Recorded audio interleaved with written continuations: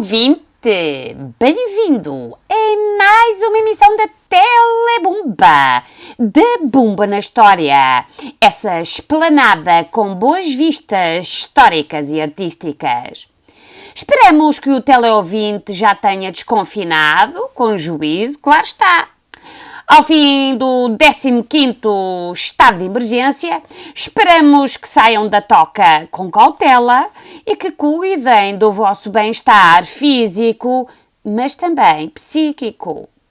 Pois bem, caro teleouvinte, hoje continuamos sob o tema da cultura do cinema, onde falaremos, claro está, de cinema, falaremos também do homem psicanalizado e das rupturas que marcaram todo o século XX.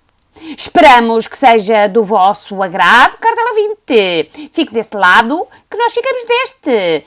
Telebumba no ar. Bumbemos juntos.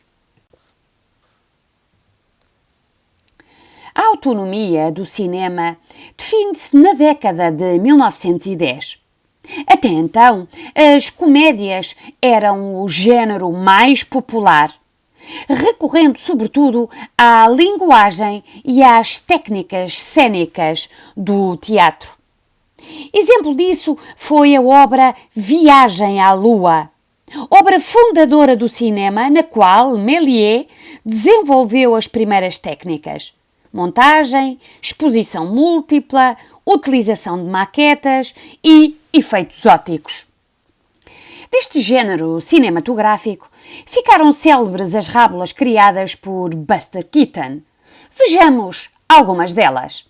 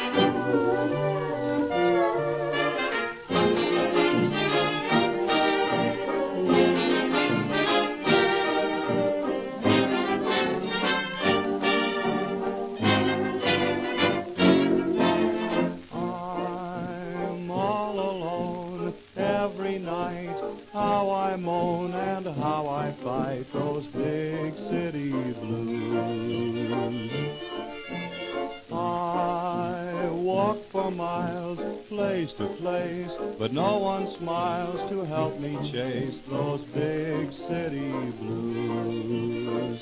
I'm like a little tot that needs a lot of tenderness and care. All I've got is just a lot of sorrow and despair. Won't someone please talk to me? Don't refuse. Hear my plea and help me lose those big city blues.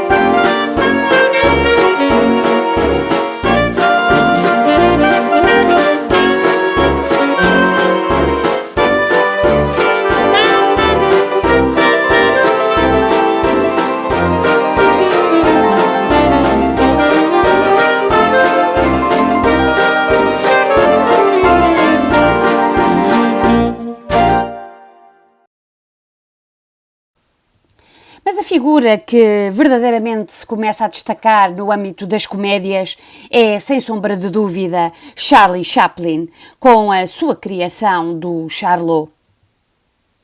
Mas é com autores como Griffith que o cinema se emancipa e adquire uma linguagem própria, sendo notáveis os seus planos vertiginosos, o travelling, realização de uma cena com a câmara em movimento, o tratamento da luz, a interpretação dos atores e, sobretudo, a montagem paralela, na qual duas ações simultâneas surgem alternadamente na tela. Técnicas que abrirão os caminhos do cinema moderno. Numa das suas obras mais importantes, Nascimento de uma Nação, de 1915, Griffith desenvolve a montagem como uma função narrativa, isto é, alternando várias dimensões do plano, aproximando e distanciando as personagens e quebrando a monotonia da câmara fixa no centro da ação. Released in 1915, D.W. Griffith's A Birth of a Nation is one of the most important films in cinema history, and is considered to be the birth of the American film industry. It's hard to overstate the impact that this film had both on the medium of film itself and on culture as a whole. The film was responsible for some major leaps in film technology, including the first scene shot at night by use of phosphorus lamp, along with new developments in editing technique and camera movement. But culturally, however, the film carries somewhat of a darker legacy. Even in 1915, the film was met with controversy. Showing of the films were protested by the newly formed National Association for the Advancement of Coloured People for its portrayal of black people. Executive Secretary of the NAACP, Mary Childs Nerney, wrote, "The harm that it is doing to coloured people cannot be estimated. I hear echoes of it everywhere I go, and I have no doubt that this was in the mind of the people who are producing it." The film's portrayal of black people was so terrible that it was still being used as a recruitment tool for the Ku Klux Klan as late as the 1970s. With a runtime of just over 3 hours, the film is split into two halves, separated by an intermission. The first half is set at the outbreak of the Civil War. It follows two families, the Northern Stonemans and the Southern Camerons. It shows us their intertwined lives as they fight throughout the war.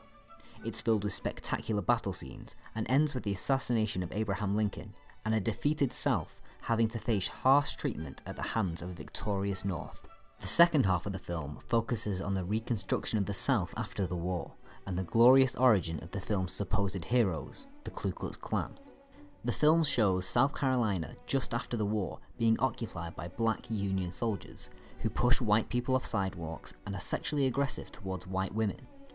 In one scene, a young white girl jumps to her death to avoid being pursued by a black man who is looking to force her into marriage. Black supremacists rig an election by intimidating white voters and stuffing ballot boxes, and the newly elected black legislators are depicted barefoot in the State House of Representatives, drinking whiskey and eating fried chicken. Meanwhile, our hero, Ben Cameron, sees a group of white children putting on sheets to pretend to be ghosts in order to scare black children, and is inspired to form the Klan to fight back. By the end of the film, the Klan regain control of their town from the black oppressors, and on the next election day, they form a line to intimidate black voters and finally restore power. Despite the film's overall message of overt racism, it was still incredibly popular. It remained the highest grossing movie of all time until it was replaced by Gone with the Wind in 1939. It was even the first film to be shown in the White House to President Woodrow Wilson. On a technical level, the film surpassed anything else that came before it. By making use of new editing techniques like parallel editing, cutting between two different scenes that were happening at the same time, the film managed to show a huge scope of story, cutting from the battleground to families praying at home and then back to the battle. This wasn't just something that was happening to a small group of people, this was happening to the whole country. Griffith found new uses for close-ups, cutting tight to an actor's face to show their emotion, lending depth and pathos to the acting. With clever editing and camera work, Griffith managed to make a few hundred extras look like an army of thousands for epic battle scenes.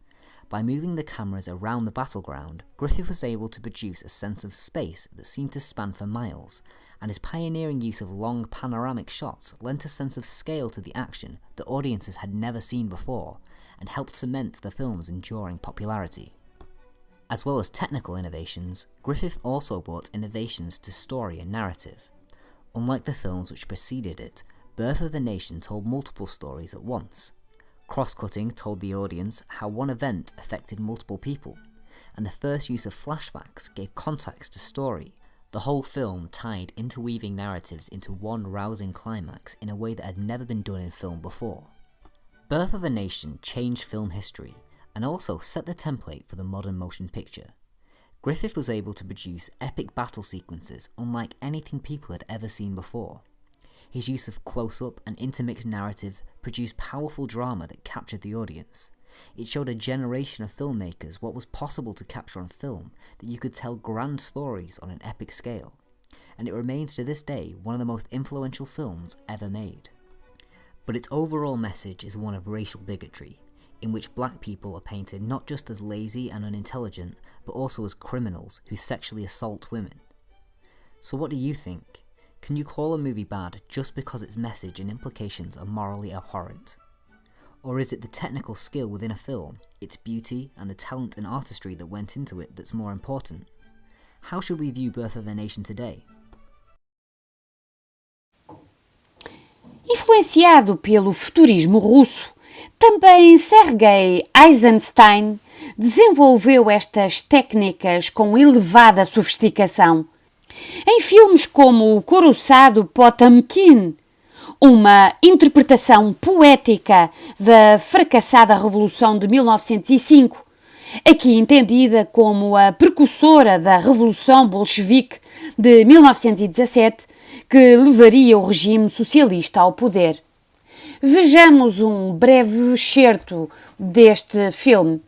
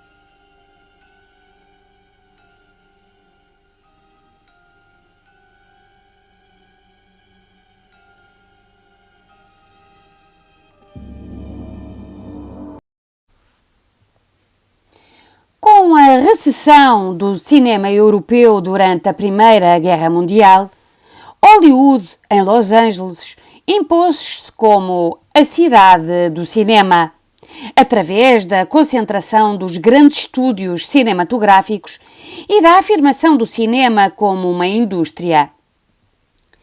Instituiu-se o Star System, um sistema de fabrico de estrelas, divas e heróis que encantam plateias. Foi o caso de Mary Pickford, Tom Mix, Douglas Fairbanks ou Rodolfo Valentino. Marilyn Monroe foi uma das maiores e mais famosas estrelas produzidas por Hollywood, alcançando um sucesso nos anos de 1950 e 1960 que fez dela uma sex symbol. Aqui, no fotograma do filme, o pecado mora ao lado.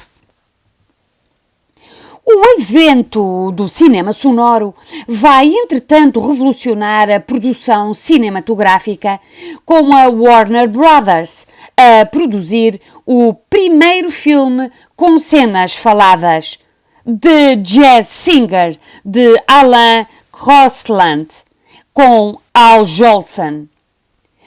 The Jazz Singer é considerado o filme inaugurador do cinema sonoro. O primeiro filme com falas e canto sincronizado a partir de um disco de acetato.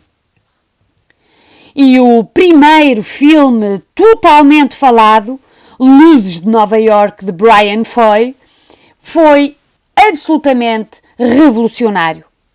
Isto no momento em que a indústria cinematográfica era dominada mundialmente pela produção americana e em que o cinema se confundia com o American Way of Life, difundindo os seus costumes, os seus valores e a sua cultura. Os anos de ouro de Hollywood acontecem após a Grande Depressão, durante a década de 30, sendo marcados por grandes produções clássicas, como A Dama das Camélias e Tudo o Vento Levou, ou O Monte dos Vendavais, entre muitos outros. O prestígio de Chaplin afirma-se em obras de grande atualidade política. Uma delas é Os Tempos Modernos, onde se faz uma sátira ao trabalho nas grandes fábricas norte-americanas. Vejamos um excerto deste filme.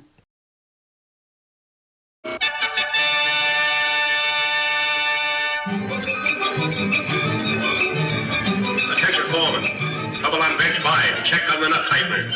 Nuts coming through loose on bench 5. Attention foreman.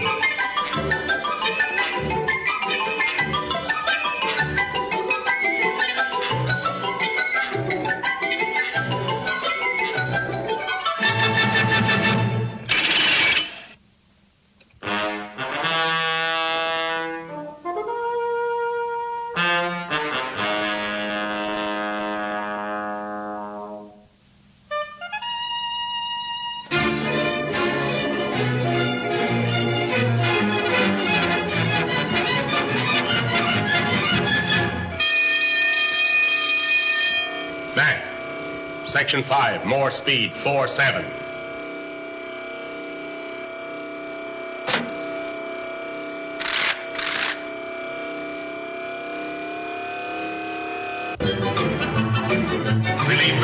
Leave me. I I want to be alone.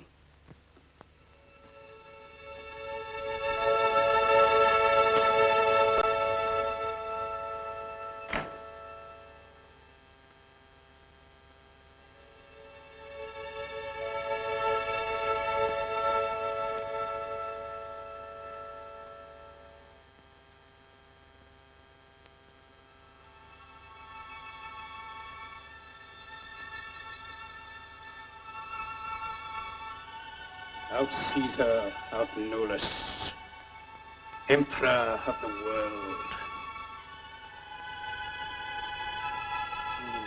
My word.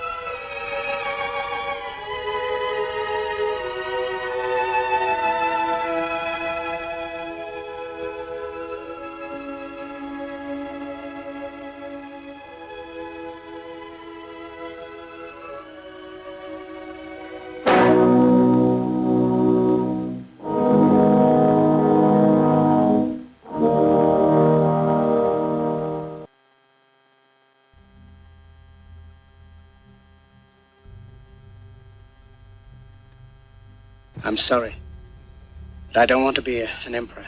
That's not my business. I don't want to rule or conquer anyone. I should like to help everyone if possible. Jew, Gentile, black man, white. We all want to help one another. Human beings are like that. We want to live by each other's happiness, not by each other's misery. We don't want to hate and despise one another. In this world there's room for everyone, and the good earth is rich and can provide for everyone. The way of life can be free and beautiful. But we have lost the way. Greed has poisoned men's souls, has barricaded the world with hate, has goose-stepped us into misery and bloodshed. We have developed speed, but we have shut ourselves in. Machinery that gives abundance has left us in want. Our knowledge has made us cynical, our cleverness hard and unkind. We think too much and feel too little. More than machinery, we need humanity. More than cleverness, we need kindness and gentleness. Without these qualities, life will be violent, and all will be lost. The aeroplane and the radio have brought us closer together. The very nature of these inventions cries out for the goodness in men, cries out for universal brotherhood, for the unity of us all. Even now, my voice is reaching millions throughout the world, millions of despairing men, women, and children, victims of a system that makes men torture and imprison innocent people. To those who can hear me, I say, do not despair. The misery that is now upon us is but the passing of greed, the bitterness of men who fear the way of human progress. The hate of men will pass, and dictators die, and the power they took from the people will return to the people. And so long as men die, liberty will never perish. Soldiers, don't give yourselves to brutes. Men who despise you, enslave you, who regiment your lives, tell you what to do, what to think, and what to feel, who drill you, diet you, treat you like cattle, use you as cannon fodder. Don't give yourselves to these unnatural men, machine men with machine minds and machine hearts. You are not machines, you are not cattle, you are men. You have the love of humanity in your hearts. You don't hate, only the unloved hate, the unloved and the unnatural. Soldiers, don't fight for slavery, fight for liberty. In the 17th chapter of St. Luke it is written, the kingdom of God is within man, not one man nor a group of men, but in all men, in you. You, the people, have the power to create machines, the power to create happiness. You, the people, have the power to make this life free and beautiful, to make this life a wonderful adventure. Then in the name of democracy, let us use that power. Let us all unite. Let us fight for a new world, a decent world, that will give men a chance to work, that will give youth a future and old age a security. By the promise of these things, brutes have risen to power, but they lie. They do not fulfill that promise.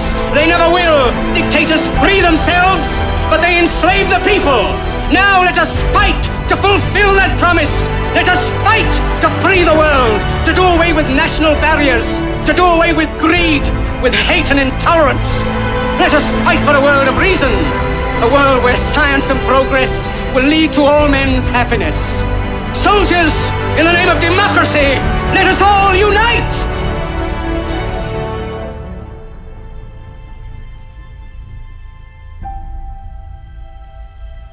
Ao mesmo tempo que víamos estas grandes produções a desenvolver-se nos estúdios de Hollywood, assistimos também a realizadores como Orson Welles, John Ford e Alfred Hitchcock a contribuírem para a revolução da estética do cinema.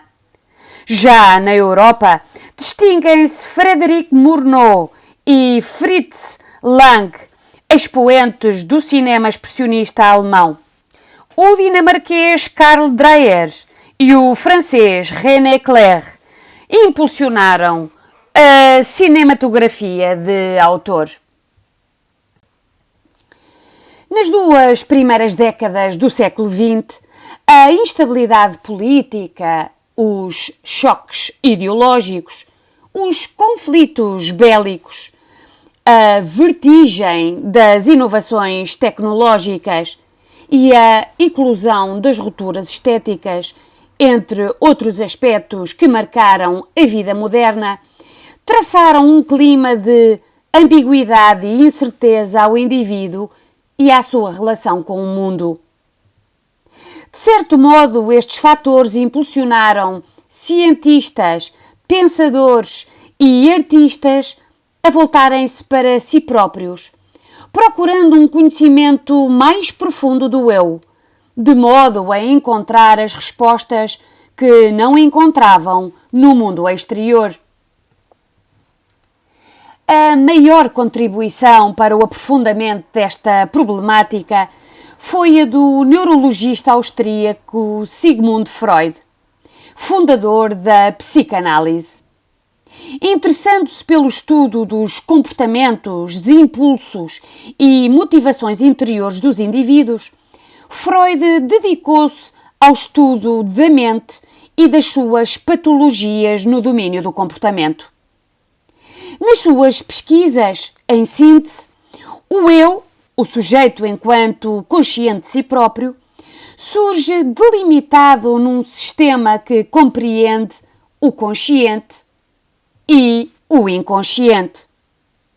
E se a consciência define um estado de plena lucidez e domínio dos factos, que determina a participação do sujeito no mundo, o inconsciente traduz-se num complexo psíquico de natureza insondável, misteriosa e obscura, que podia justificar as paixões, os medos, as ansiedades, a criatividade. Deste modo, a fundamentação do método psicanalítico. Este método psicanalítico decorre da revelação das relações inconscientes do indivíduo através de um método de análise da livre associação. Quer dizer, numa posição de relaxamento, o paciente é estimulado a dizer tudo o que lhe vem à mente, sonhos, anseios, desejos, fantasias e medos. Cabendo ao analista interpretar estes fenómenos psíquicos e tentar entender problemas escondidos nas profundezas da psique do paciente. salientando que um sonho é a realização descoberta de um desejo reprimido, Freud estabeleceu uma linha de exploração da mente que teve repercussões no pensamento e nas tendências artísticas do século XX. Quer a psicanálise, quer os estudos de Freud sobre o inconsciente contribuíram para as rupturas artísticas das vanguardas, justificando obras que, à luz dos valores tradicionais, seriam incompreensíveis e indecifráveis. Desde logo, o dadaísmo, fundado em Zurique em 1916, exaltou a espontaneidade, a anarquia e o individualismo da criação, desafiando a ordem, os valores e as normas estéticas estabelecidas. Reclamando a causalidade dos processos criativos, o culto do irracional e o recurso ao inconsciente, os dadaístas desenvolveram um espírito subversivo e nihilista que, acima de tudo, questionava o eu. Quer o dadaísmo, quer as experiências psíquicas de Freud estiveram na origem do surrealismo, fundado por André Breton em 1924. Um movimento que pretendeu emancipar a imaginação de todos os condicionalismos impostos pela razão ou por fatores de ordem social ou cultural. Também aqui prevalecia o método da livre associação, que procurava uma correspondência imediata entre o inconsciente e a ação pictórica, num exercício espontâneo e aleatório que devia exprimir as profundezas do inconsciente. Se bem que, abrangido pelo fascínio do cinema, pelas maravilhas da tecnologia, pela sedução da moda e, em suma, pelos encantos da vida moderna, este foi o tempo estigmatizado por rupturas que, se por um lado impulsionaram grandes saltos em termos científicos e artísticos, por outro lado, marcaram tragicamente uma das páginas mais negras da história da humanidade. A vertigem da modernidade estabeleceu o padrão de transformação profunda que afetou uma nova sensibilidade criadora e contaminou os movimentos plásticos e literários, que elegeram a originalidade como lema e a ruptura como regra. Se bem que o desvio às normas estabelecidas já tivesse sido praticado por alguns movimentos artísticos no final do século XIX, as iniciativas agora desencadeadas ganharam uma outra dimensão devido ao radicalismo das suas intervenções, assumindo mesmo um caráter provocatório e, por vezes, escandaloso. Conscientes do seu pioneirismo e da revolução plástica que estavam a empreender, estes artistas das vanguardas reuniram-se em movimentos, publicaram livros, revistas e manifestos e adotaram programas onde expuseram as bases da sua linguagem e explicaram o produto da sua investigação, contribuindo para a sua interpretação. Todavia, a carga ideológica, provocatória e agressiva de muitas propostas só contribuiu para acentuar a ruptura e o fosso cada vez maior entre a arte e o público. Se a arte era dominada por este ambiente de experimentalismo e ruptura, já as relações políticas entre as nações assumiram contornos drásticos na sequência da agudização dos conflitos ideológicos, das exacerbações nacionalistas e da prepotência das doutrinas políticas totalitárias. Na União Soviética, o horror começou logo após a Revolução Bolchevique de 1917, nos chamados campos de trabalho, o Gulag, criado em 1918, para onde foram deportados os dissidentes do regime comunista e liminarmente fuzilados. Atingindo o seu auge no tempo de Stalin, que dirigiu o partido com mão de ferro a partir de 1925, a chamada Grande Purga exterminou cerca de 10 milhões de conspiradores, entre opositores, intelectuais, militares e até familiares e amigos, em mais de 150 campos de trabalho espalhados pela Sibéria.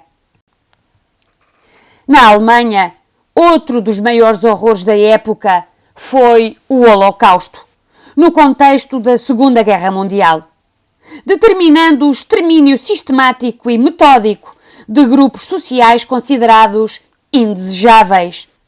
Os nazis encaminharam para os campos de concentração judeus, ciganos, comunistas, homossexuais, deficientes mentais, ativistas políticos, alguns sacerdotes e criminosos de delito comum para serem barbaramente assassinados.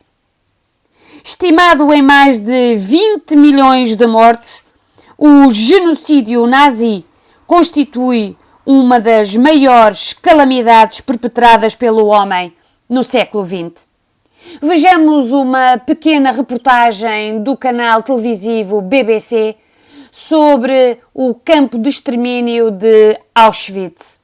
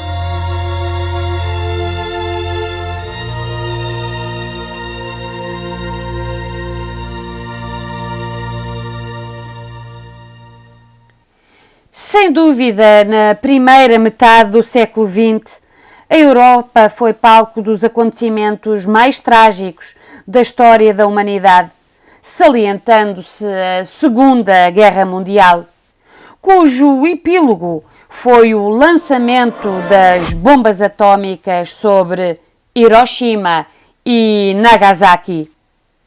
A propósito do lançamento destas bombas e no que se refere à bomba lançada sobre Hiroshima, ela provocou a destruição total da cidade e vitimou cerca de 250 mil civis, quer devido à explosão, quer devido à radiação nuclear a que foram expostos os sobreviventes.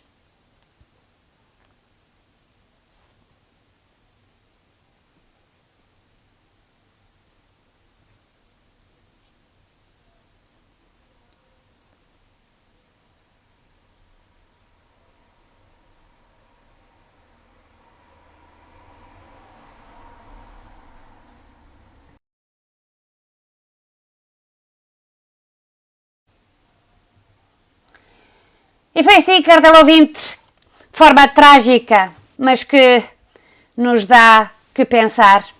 Pensar no futuro, na esperança, no conhecimento daquilo que aconteceu no passado, para que estas tragédias não se voltem a repetir. Foi um gosto, caro teleouvinte. Despedimos-nos, não sem antes informar que a nossa próxima emissão falaremos de rupturas artísticas. Criar é provocar. Até lá, siga-nos, acompanhe-nos no canal do costume e divulgue este que é um canal interativo de informação histórica, cultural e artística.